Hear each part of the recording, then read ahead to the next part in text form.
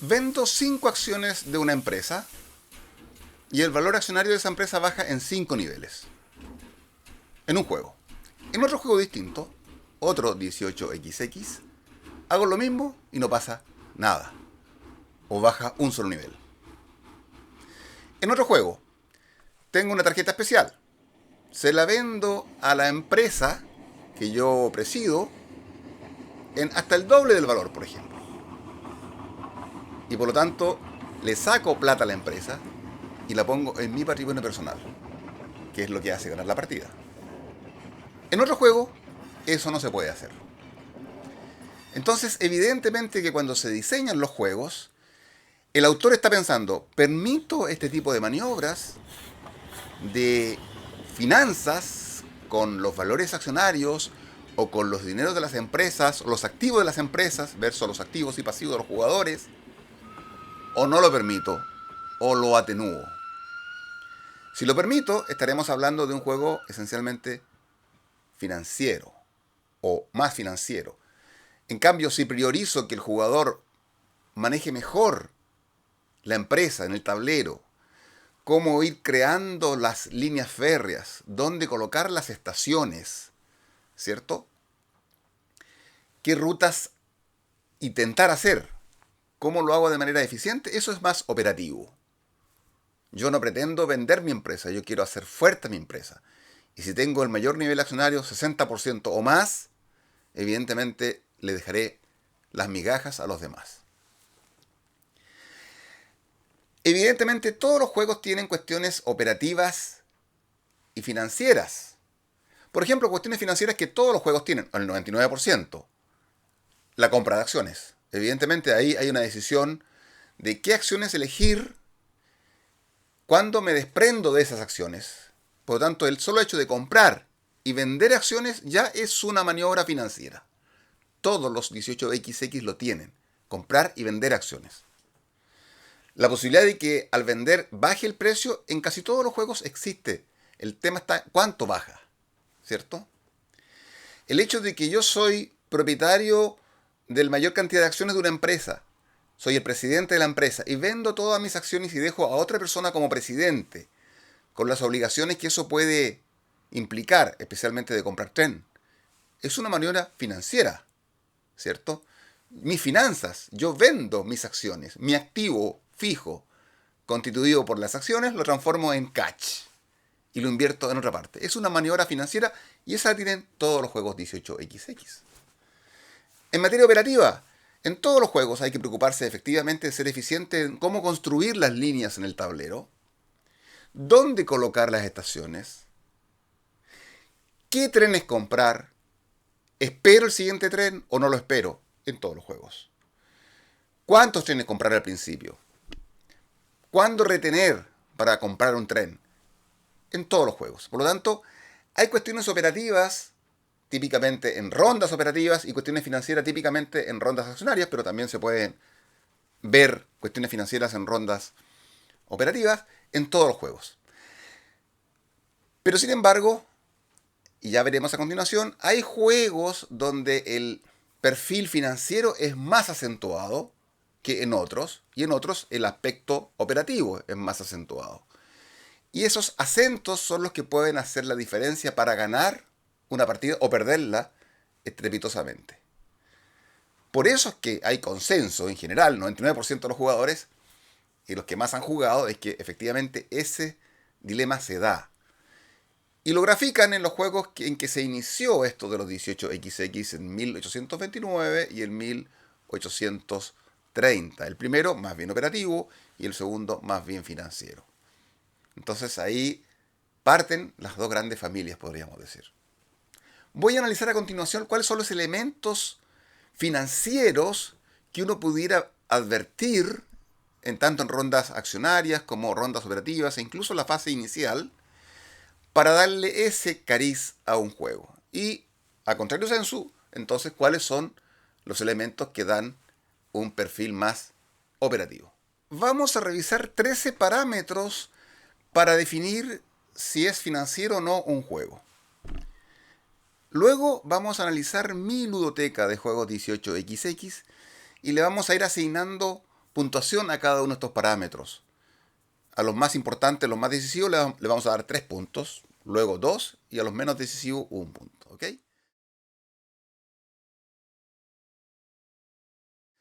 Entonces empecemos por el primero, en lo que es la etapa de la compra, adquisición, subasta de las cartas especiales, como aquí por ejemplo en 1849.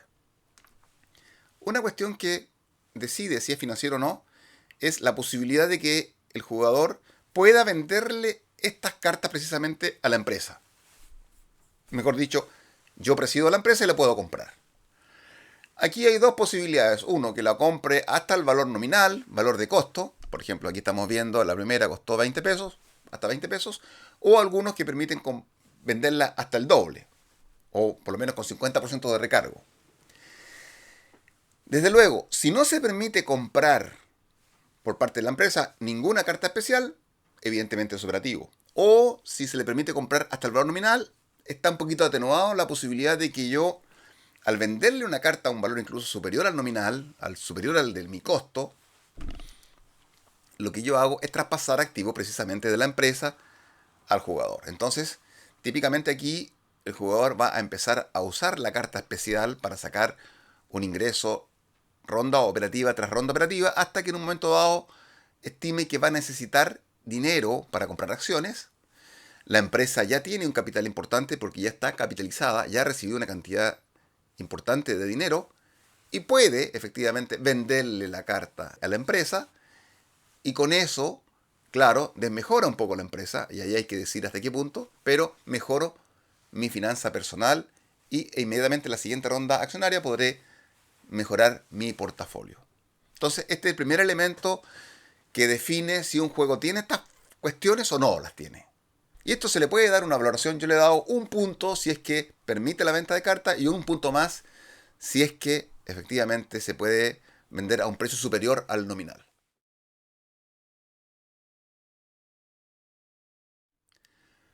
En el tema de venta de acciones, si el que vende logra que baje un nivel por cada acción vendida, por ejemplo, la acción estaba en 100 pesos y vende 3 acciones, uno, 2, 3, y baja hasta ese nivel, evidentemente es más financiero, porque hay juegos donde el único que permite bajar de nivel es si vende el presidente, por ejemplo.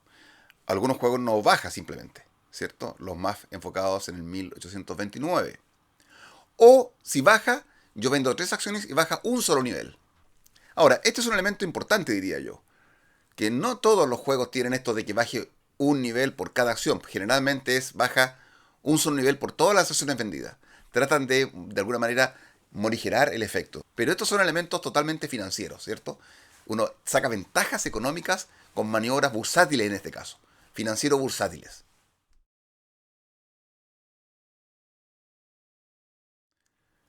Relacionado con lo anterior, está también la existencia en algunos juegos de un mercado accionario con zonas amarillas, naranjas y cafés, que permiten en las zonas amarillas típicamente que no cuente contra el límite del certificado de acciones las acciones de las empresas que están en zona amarilla, o que se puedan comprar más del 60%, por ejemplo, en zona naranja o en zona café. Típicamente uno puede comprar varias acciones en un solo mismo turno.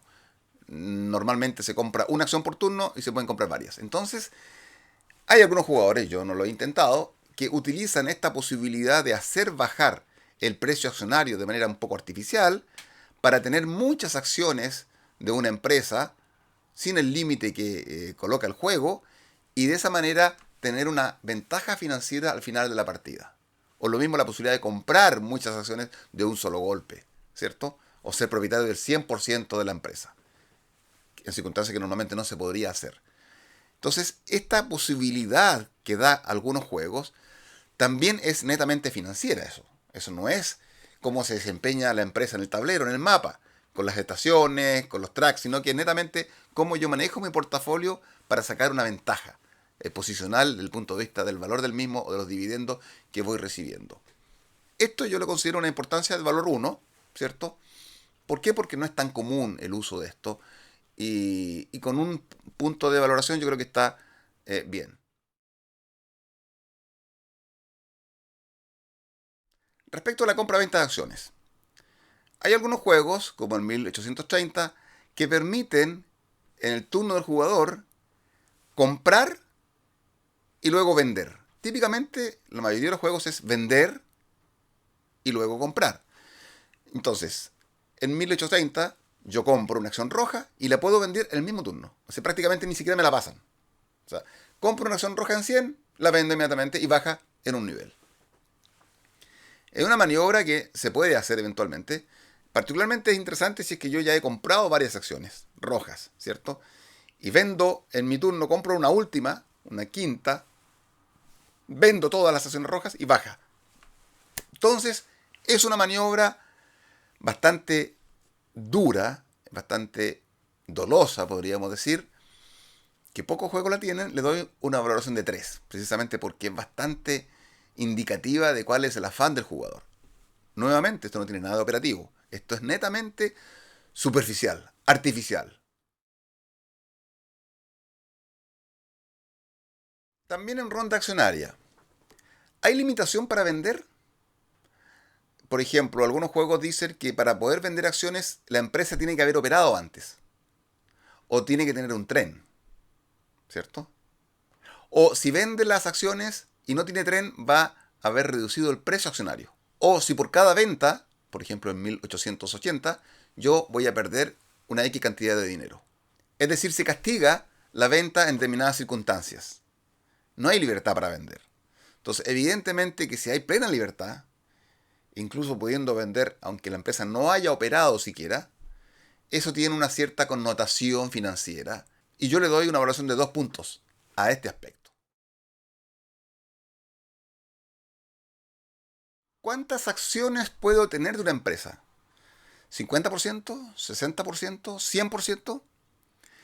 Yo diría que más del 60% denotaría que el juego es de tipo operativo. Es decir, se trata de priorizar, de que la persona se focalice en su empresa, se la juegue por su empresa, y si tiene el 70, 80, 90%, probablemente incentivará al jugador a que esa empresa que él preside y del cual es el accionista totalmente mayoritario, le vaya súper bien. ¿Ok? Entonces, a este aspecto yo le doy, si es que no tiene más allá del 60%, le doy un punto de financiero. Hasta 60% financiero. Si tiene más del 60%, no tiene ningún punto financiero.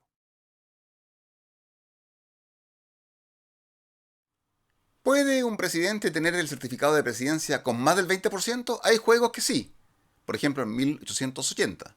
Por ende, hay un cierto incentivo a no desprenderse de la empresa precisamente porque tienen mayor densidad accionaria en certificados. Como cada certificado de presidencia cuenta como una acción, normalmente, entonces el tener varias presidencias y tener una presidencia que tenga el 30 o 40% de la empresa o más, evidentemente que es una motivación para no hacer maniobras accionarias.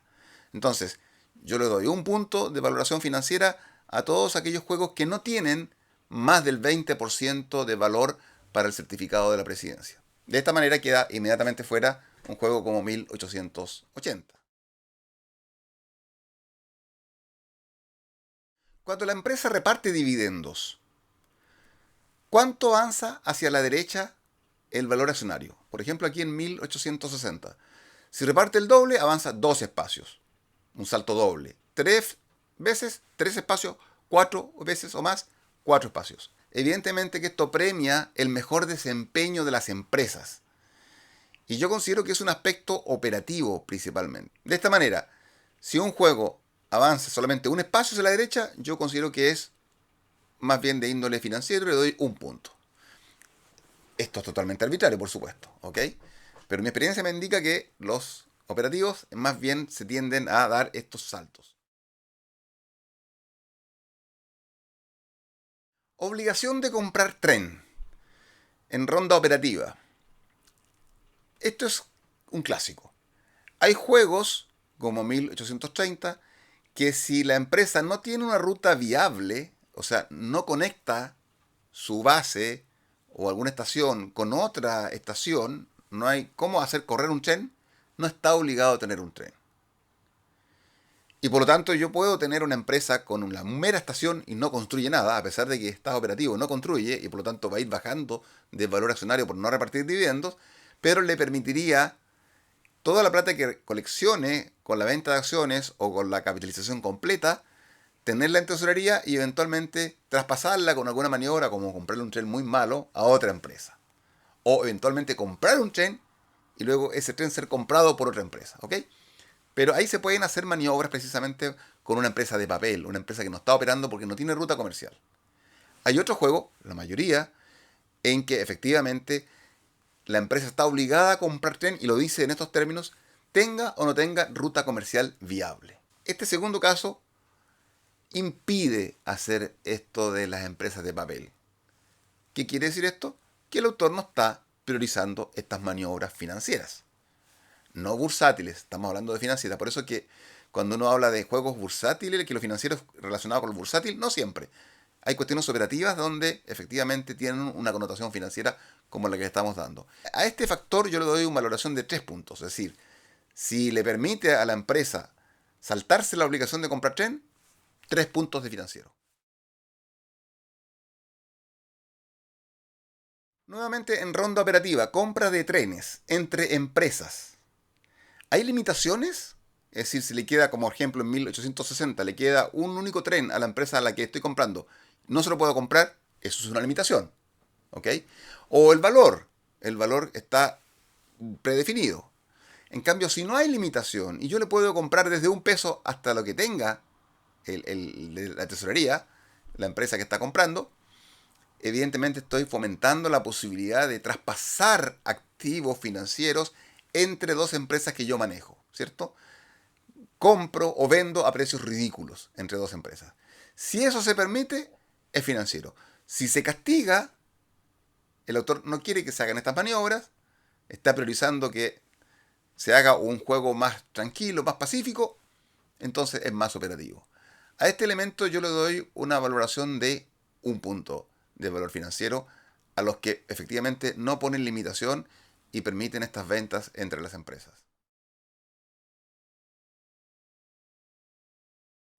Ahora, también en ronda operativa, existen distintos tipos de trenes. Hay trenes que cobran todo, pero no cuentan para el límite del tren los pueblos, por ejemplo. O las paradas, como en este caso de 1860, ¿cierto? Hay rutas comerciales que tienen que cumplir determinados requisitos, como estar todas engarzadas las rutas de los trenes de la misma empresa cuando está cobrando. Es decir, tiene que una empresa correr entre dos localidades y la segunda localidad tiene que estar unida a la anterior y la tercera también, etcétera.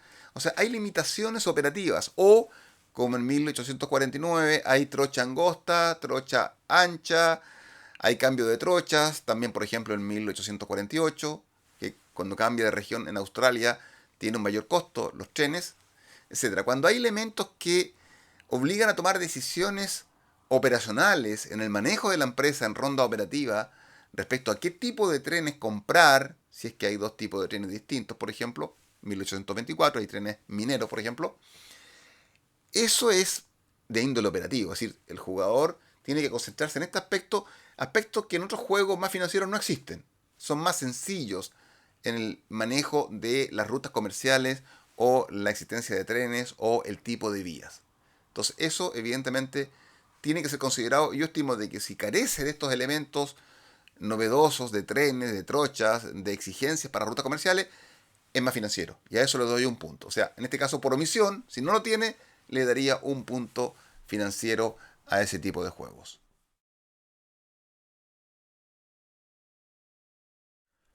Por último, hay juegos, como 1824, por ejemplo, donde se producen absorciones, o fusión por absorciones, o fusiones en general, en época operativa, en ronda operativa. El jugador tiene que tomar decisiones de en qué momento yo hago que se absorba una acción o una empresa completa que yo tengo con otra empresa. O las fusiono totalmente. ¿Cuándo lo voy a hacer? ¿Qué obtengo? ¿Qué ganancias tengo yo como persona natural? ¿En qué se beneficia la empresa que absorbe a la otra menor? Estas son cuestiones que, si bien es cierto, son operativas, porque están en ronda operativa, pero yo diría que tienen una cierta connotación financiera también. porque en realidad se traspasan activos de una empresa a otra. Y eso también puede tener implicancia, obviamente, en los activos personales de los jugadores y del presidente. Y le doy una valoración de 1 si es que algún juego tiene elementos de fusiones. Bien, concluyendo, les dije que iba a analizar mi ludoteca y observando qué elementos financieros tienen cada uno de los juegos. Veamos, respecto a las cartas especiales vendibles, si es que se pueden vender, aunque sea al valor nominal, un punto de valor financiero. ¿Quiénes cumplen esto? El 30, el 49, 82, 46, 48 y el MEX. Si puede ser a un valor incluso superior al nominal, 50% más, el 30, el 49, el 82 y el MEX, un punto más para financiero. Efecto en la venta de acciones. Si baja un nivel completo por cada acción, sin descuento de precio, quien quiera que sea la que venda, quien venda implica darle un efecto de valor a la empresa. Si la baja solo si vende el presidente, definitivamente personal. Quienes cumplen con el requisito de que efectivamente se baje un nivel por cada acción, el 30, el 82, el MEX y el 49. 3 puntos. Le doy porque es un factor muy importante. Zonas amarillas. Mercado accionario con zonas amarillas permite maniobras bursátiles. 30, 82, el MEX y el 22MX. Un punto le doy de importancia financiera. Orden de la compra-venta. Comprar y vender. Es esto de que en mi turno yo compro una roja y vendo la roja. ¿Quién lo tiene? El 30. En mi ludoteca por lo menos. No son tantos los juegos que lo tienen, pero a esto le doy 3 puntos porque es bastante sintomático, diría yo. Luego, número 5. Sin limitaciones en la venta. Si se exige que opere la empresa antes de poder vender sus acciones, limita una maniobra bursátil. O si por no tener tren se castiga el precio de venta, como en 1860. O si tiene reducción de precio al vender, como en el 80. O si debe vender de una misma empresa todas juntas. Bueno, si hay limitaciones, cero posibilidad de tener puntos financieros. Entonces, ¿quiénes cumplen con el requisito de que no tengan estas limitaciones? El 30, el 82, el 48 y el MEX. 2 puntos le doy a esta variable. 6. Cantidad máxima de acciones en compañía. Si es más del 60%, no califica para tener un punto financiero. O 2 puntos financieros que le doy en este caso. ¿Cierto? Entonces, ¿quiénes cumplen con este requisito? La mayoría, el 30, el 46, el 60, el 82, el 48, el MEX, el 49 y el 24. El 80, por ejemplo, queda afuera, naturalmente. Certificado de precedente. Si puede ser más del 20% el certificado del presidente, como en 1880, no califica. Porque se desincentiva a los meros especuladores y motiva a tener una mejor empresa. A esto le doy un punto de valor y lo cumple casi todo. El 30, el 60, el 60, 82, 46, el MEX, 49, 24, 22 MEX y el 18 Indie, que es un juego que he comprado, me he leído las reglas, pero aún no me llega. 8. Rutas con bonos. Si hay bonos por lograr ciertas uniones, es más operacional. ¿Ok? Factor de 1 solamente. Si no los tiene, es más financiero. Entonces, quienes no tienen bonos, va a recibir el punto financiero. El 30, el 60, el 60, el FL, México, el 49 y el 62. ¿Quiénes tienen bonos, por ejemplo? El 82 tiene bono, por lo tanto no califica. El 46 también tiene bonos. El 48 también tiene bonos. Los que me acuerdo. Valor accionario tras pago. Un espacio a la derecha es lo normal para los financieros, que avance uno solo y no 2, 3 o 4. ¿Ok? Si lo hace avanzar más es que se está premiando un aspecto operativo de la empresa. Todos los casi lo tienen. El 30, el FL, el 82, el 48, el MEX, el 80, el 49, el 24. Un punto le doy a eso. Obligación de compra de tren, siempre con o sin ruta comercial, es operacional. Si se permite tener empresas sin obligación de tren, habla de empresa fantasma o de papel y es financiero. ¿Quién tiene esta opción de no tener tren y de ser una empresa fantasma? El 30, el 82, el MEX y el 49. 3 puntos. El 11. Comprar trenes a otras compañías. Si hay limitación en la compra, es operacional. Lo mismo si se limita porque es el último que le queda al que vende. Si permite valores sin límite, permite hacer maniobras financieras para extraer el dinero a una empresa en favor de otra. Quienes lo cumplen tienen un punto, el 30, el 60, el 46, el FL, el 82, el 48, el MEX, el 80, el 49, el 24, el 28 MEX y el India. Un solo punto. 12. Un solo tipo de tren y trocha. Es decir, esto de que no tengan varios tipos de trocha, varios tipos de trenes o exigencias especiales para rutas comerciales. Si tuvieran eso, es operacional. Y si no lo tienen, entonces le doy un punto. Quienes no lo tienen, todas estas cuestiones especiales en la forma en que operan las empresas. Quienes no lo tienen tienen un punto y son el 30, el 46, el FL, el 82 y el MEX. Absorción. Se puede absorber otra empresa, haciendo desaparecer a la absorbida. Bien, aquí los que tienen temas de merger o absorción o fusión es el CZ, el MEX, el 80, el 82 y el 62. Y a esto le doy 2 puntos, porque efectivamente aquí este tema de la absorción es también una decisión totalmente financiera en realidad. Obviamente es en época operativa que se hace, pero es con repercusiones financieras. Es la parte operacional financiera la que se está evaluando en este caso con el tema de la absorción. Y me parece que son juegos que tienen un elemento muy interesante. Bien, visto lo visto, según estos parámetros, evidentemente son mis parámetros y pueden haber otros más, por supuesto, o pueden darle los jugadores, o ustedes le pueden dar una valoración distinta a cada uno de los elementos que yo he dado. Esto es un poco lúdico, este análisis que hago yo, por supuesto. Trato de valorar bien si estoy en lo correcto o no, con darle algunos énfasis financieros a algunas cuestiones. Puedo estar equivocado, por supuesto. Y se me pueden pasar algunas otras cuestiones. Vale, me lo pueden dejar en los comentarios. Pero visto lo visto, veamos cómo quedarían los juegos que tengo. A ver si más o menos coincide con lo que uno huele como juegos financieros y juegos más operativos.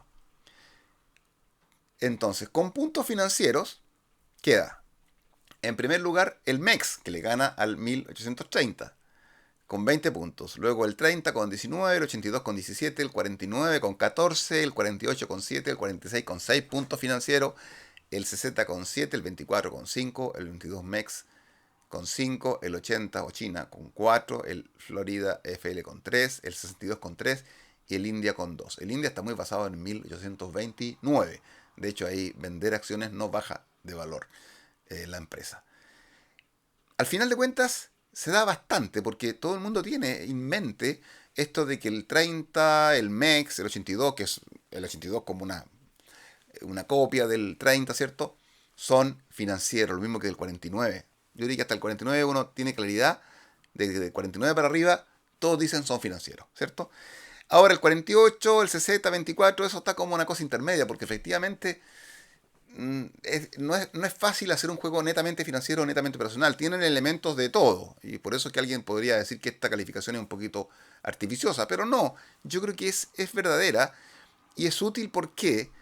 Porque cuando uno dice, a mí me gustan los juegos financieros porque efectivamente, en mi experiencia o la del grupo, gustan más juegos como el MEX, el 30, el 82, el 49, uno dice, ¿qué otro juego me recomiendas? Uno tiene que valorar los juegos, tiene que ponerle un mote. Un apellido, este es más económico. Entonces no me va a recomendar el 80, el China. Evidentemente que no.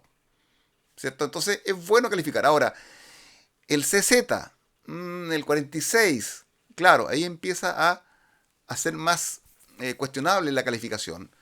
El 46 probablemente todo el mundo pensará que es operativo. En realidad, de esta lista yo diría que del 48 para abajo ya viene siendo operativo, porque de hecho, si se fijan, de 14 baja a la mitad la puntuación financiera que le acabo de dar. Entonces yo diría que de 48 para abajo son definitivamente operacionales y del 49 para arriba son más financieros.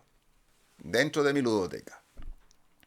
Así que esto es el análisis que yo hago respecto de los estilos de juego que pueden ser útiles para los que están empezando en esto, particularmente después de alguna partida, por supuesto, porque si están pensando en vacío sin haber jugado nunca algún 18XX, esto les suena raro.